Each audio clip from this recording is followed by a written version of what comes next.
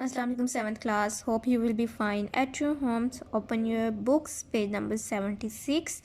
Today we start exercise 3C. 3C exercise हम start करेंगे. उसका क्वेश्चन नंबर 1, 2 और 3 आज हम सॉल्व करेंगे. ठीक है, क्वेश्चन नंबर 1, 2, 3 सॉल्व करेंगे. क्वेश्चन नंबर 1 है प्रिया evaluates 2018 divide 31 using a calculator and she says that the answer is 70.3. ठीक है, वो कह रही है ये आंसर आता है.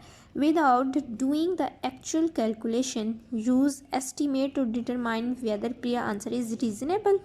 वो कह रहा है आपने कैलकुलेटर यूज़ नहीं करना. उसने कैलकुलेटर यूज़ करके ये आंसर निकाला है, लेकिन अब वो कह रहा है आपने कैलकुलेटर यूज़ नहीं करना, आपने इसको एस्टिमेशन से करना है और बताना है क्या प्रिया का जो आंसर आया है वो रीज़नेबल है, क्या आंसर उसका ठीक है. Then use a calculator to evaluate. उसके बाद कह रहा है कि आपने कैलकुलेटर यूज़ करना है.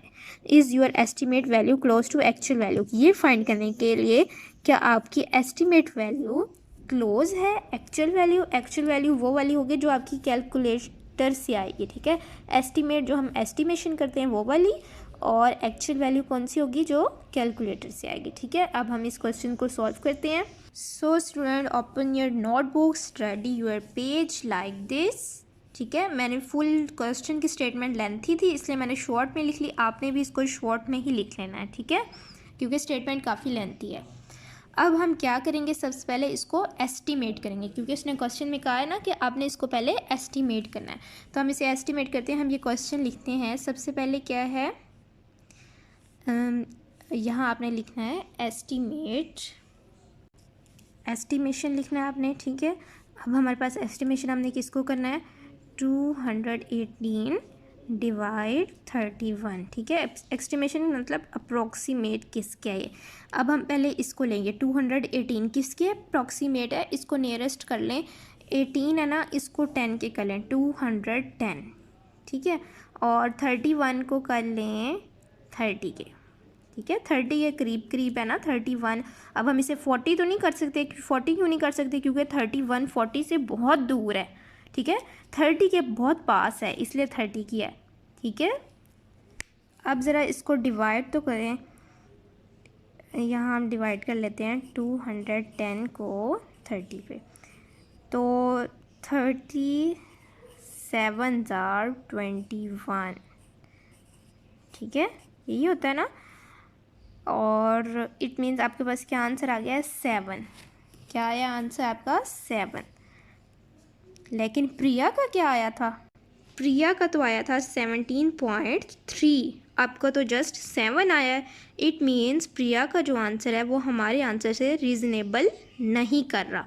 तो हम क्या लिखेंगे student, Priya's answer is not reasonable. ठीक है, तो स्टूडेंट ये मैंने राइट कर लिया, Priya's answer is not reasonable. अब हम क्या करेंगे, अब हम उसने कहा था अब आपने क्या यूज़ करना है, कैलकुलेटर यूज़ करना है. अब हम यहाँ लिखते हैं यूजिंग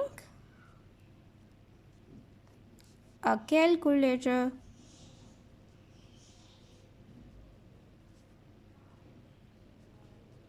ठीक है, अब आपने डायरेक्ट कैलकुलेटर से इसको स्टूडेंट डिवाइड कर लेना. 118 को डिवाइड करना है 31 पे. अब आप जब डिवाइड करोगे ना कैलकुलेटर पे इसको तो आपके पास आंसर आएगा 7.03. ये आपने इससे ज़्यादा आएगा, लेकिन आपने क्या लेना है, 3 सिग्निफिकेंट तक लेना है इसको. ठीक है, 7.03. ठीक है, अब ये देखें आपका यहाँ भी 7 आया है, यहाँ भी 7 आया है. तो इट मीन्स हम कह सकते हैं the estimate answer is close to actual value. So student मैंने राइट कर लिया the estimate value close to the actual value. क्योंकि क्लोज हो गई है ना, इसलिए हमने ये स्टेटमेंट लिखी है. अब हम क्वेश्चन नंबर 2 करते हैं. पहले मैं आपको उसकी स्टेटमेंट पढ़ा देती हूँ. क्वेश्चन नंबर 2 की स्टेटमेंट देखें. Estimate each of the following without using a calculator. वो कह रहा है आपने इसको एस्टिमेट करना है, कैलकुलेटर यूज़ नहीं करना. ठीक है, अब जब हमारा आंसर आ जाएगा उसके बाद वो कह रहा है use a calculator to evaluate each of the following. Are your estimate value close to the actual value. वो पूछ रहा है कि क्या आपकी एस्टिमेट वैल्यू क्लोज होती है एक्चुअल वैल्यू से. तो हम फाइंड कर लेते हैं. तो स्टूडेंट सबसे पहले हम एस्टिमेट करते हैं, एस्टिमेशन. ठीक है, estimation 2013 multiply 39 approximately equal to, अब ये 2013 किसके अप्रोक्सीमेट होगा, 2000 के, ठीक है। और इसी तरह 39 किसके पास आ रहा है, यस 40 के, तो हम यहाँ 40 लिखेंगे। अब इसको मल्टीप्लाई करके आपके पास क्या आंसर आएगा, 80,000, 2 4 8 होता है ना, इसलिए 80,000। ये आपके आ गई है एस्टिमेशन। अब हमने यूज़ करना है calculator. Using a calculator, calculator में आपने डायरेक्ट 2013 को मल्टीप्लाई कर देना है 39 से। जब आप मल्टीप्लाई करेंगे आपके पास आएगा 78,507, ठीक है। ये देखें, ये 78 है और ये 8000 है, करीब करीब है ना, इसलिए आपने लिखना है the estimate value is close to the actual value. So student, ये मैंने राइट कर लिया, the estimate value close to the actual value. अब बी पार्ट हम इसका करते हैं। बी पार्ट में भी सबसे पहले हम क्या करेंगे, एस्टिमेशन करेंगे, ठीक है।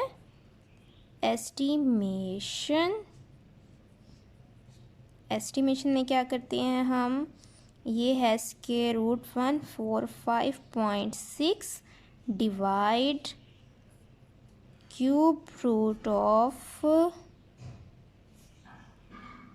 65.4, इसको अप्रोक्सीमेट करें।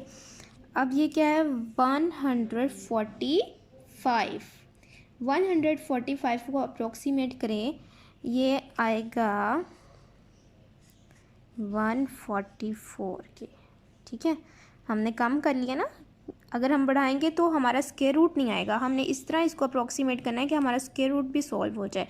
144, ठीक है, डिवाइड क्यूब रूट ऑफ 65 में भी कम करें, जैसे हमने यहाँ कम किया ना 144, इसमें भी 1 हम कम कर देंगे, क्या आएगा 64। अब 144 का क्या होता है, क्यूब स्क्वायर रूट 12 होता है, और 64 का क्या होता है, 4 होता है। 12 को 4 पे डिवाइड करें तो क्या आता है, 3 आता है। ये आपकी एस्टिमेशन आ गई। अब हमने क्या करना है, यूजिंग अ कैलकुलेटर। अब हम कैलकुलेटर यूज़ करेंगे, तो अब हम इसको डायरेक्ट सॉल्व करेंगे। क्या है ये हमारे पास, पहले आपने इसका स्क्वायर रूट निकालना है, ठीक है, फिर आपने इसका स्क्वायर रूट निकालना है, उसके बाद आपने डिवाइड करना है, ठीक है। पहले इसका स्क्वायर रूट निकालेंगे, फिर इसका निकालेंगे, उसके बाद डिवाइड करेंगे। तो स्टूडेंट, जब आप डिवाइड करेंगे तो आपका पास आंसर आएगा 2.99, ठीक है। ये देखें, ये 3 के बिल्कुल पास है, क्योंकि जब हम इसको राउंड ऑफ करें तो ये 3 ही हो जाएगा, बिल्कुल पास है ना, इसलिए हम क्या लिखेंगे, the estimate value close to the actual value. Student, हम क्वेश्चन नंबर 3 अब सॉल्व करते हैं। Express 3.612 and 29.87 correct to the two significant figures. इन दोनों को हमने करेक्ट करना है, कहाँ तक, टू सिग्निफिकेंट फिगर्स तक, ठीक है। एक पार्ट 1 के हो गया। पार्ट 2 में करना है, use your answer in part 1 to estimate the value of this, ठीक है। वो कह रहा है आपका जो आंसर आएगा ना सिग्निफिकेंट करने के बाद, उसको आपने डिवाइड करना है। मैं आपको सॉल्व करती हूँ तो आके आपको फिर ज़्यादा क्लियर हो जाएगा, ठीक है। पार्ट 1 में हमने करना है इन दोनों को सिग्निफिकेंट। पहले हम इसको करते हैं 3.612 को कितना सिग्निफिकेंट करना है स्टूडेंट, कितना करना है, 2 सिग्निफिकेंट, 2 सिग्निफिकेंट लिखा हुआ है, तो 1 2 इसमें चेंज करेंगे। इसमें चेंज करने के लिए आपको इस आगे वाले में देखना होगा। आगे वाला 5 से छोटा है, इट्स मीन्स ये ऐसे ही आंसर आ जाएगा। क्या आएगा आपके पास आंसर, 3.6, ठीक है। ये 2 सिग्निफिकेंट तक आपने करेक्ट कर लिया है, यहाँ आपने साइड पे लिख देना। अब हम दूसरे वाला करते हैं। दूसरे वाला क्या है, 29.87, 29 यहाँ लिख लें एंड 29.87, ठीक है। इसको करें ज़रा सिग्निफिकेंट, 2 सिग्निफिकेंट तक करना है ना, तो 1 2 यहाँ चेंजिंग लाने के लिए आपको उससे अगले वाले में देखना होता है, यहाँ देखना होता है। ठीक है, यहाँ देखेंगे तो आपके पास क्या है, ये 8 है ना, 5 से बड़ा है, 5 से बड़ा है, तो ये तो हो जाएगा 9 में जब 1 प्लस करेंगे तो ये हो जाएगा 2 1 0 10। ये तो 3 सिग्निफिकेंट हो गया, हमें तो 2 चाहिए, तो हम क्या करेंगे, इस पूरे में चेंज कर देते हैं 29। इस ये होल है ना, पॉइंट से पहले वाला होल होता है, इस पूरे होल नंबर को चेंज कर देते हैं 29 में। जब हम 1 प्लस करेंगे तो क्या आंसर आएगा, यस 30 आएगा। ये 2 सिग्निफिकेंट तक हो गया। अब आपने पार्ट 2 में क्या करना है, पार्ट 2 में जो आपके पास ये वैल्यू है ना, ये आप पहले राइट कर लेते हैं, 3.612 डिवाइड 29.87। ठीक है, अब उसने कहा है कि आपने जो इसको सिग्निफिकेंट किया ना, इसको हमने सिग्निफिकेंट किया ना, अभी ये देखें, इसका जो आंसर आया वो लिखें यहाँ पे, वो लिख लेते हैं भाई, क्या आया है 3.6 आया है, डिवाइड एज इट इज़ लगाएं। फिर 29.87 को जो आपने सिग्निफिकेंट किया है तब क्या आया है, 30 आया है, तब वो लिखें 30 लिखें। अब उसने कहा है इसको डिवाइड करें। अब जब हम इसको डिवाइड करेंगे, कैलकुलेटर पे आपने इसको डिवाइड कर लेना है, और जब हम इसको डिवाइड करेंगे तो आपका आंसर आएगा 0.12। ठीक है, 2 सिग्निफिकेंट तक लिया आपने, क्योंकि हमने ऊपर भी 2 लिया ना, इसलिए यहाँ भी 2 सिग्निफिकेंट तक। ये आपका आंसर आ गया। अब आपने इसकी प्रैक्टिस करनी है, ज़्यादा से ज़्यादा प्रैक्टिस करें ताकि आपको कोई कन्फ्यूजन बाकी ना रहे, और आपने इसको नोट कर लेना। अल्लाह हाफिज़।